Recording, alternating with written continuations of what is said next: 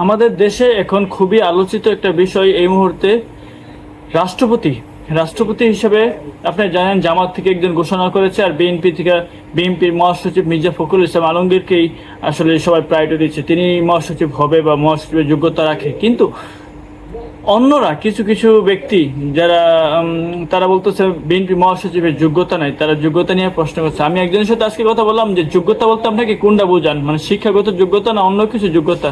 যোগ্যতা বিষয়টা আমি বুঝতেছি না, আমাকে একটু বোঝায় বলবেন? তো আমার পাশে এক বড় ভাই ছিল, উনি বলল যে জামাত যারা করে তাদের কাছে তো বিএনপির কোনো গ্রহণযোগ্যতা নাই, তারা বিএনপিকে যোগ্য মনে করে না, তাহলে তারা মহাসচিবকে যোগ্যতা কিভাবে বলবে, মির্জা ফখরুল ইসলাম আলমগীরকে কিভাবে বলবে?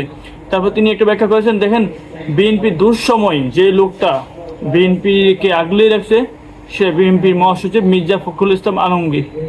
তিনি সেই সময়টাতে আপনি জানেন 10-12 মতন কারাবরণ করেছে, তিনি সেই সময়টায় চাইলে তিনি বিদেশে বা অন্য অন্য দেশে গিয়ে বিলাসবহুলভাবে তিনি বাস করতে পারতেন, কিন্তু দেশের মানুষকে সবাইকে একত্রভাবে তিনি রেখেছে বিএনপির মহাসচিব মির্জা ফখরুল ইসলাম, এবং খালেদা জিয়ার কাছে এবং তারেক রহমানের কাছে তার একটা গ্রহণযোগ্যতা আছে।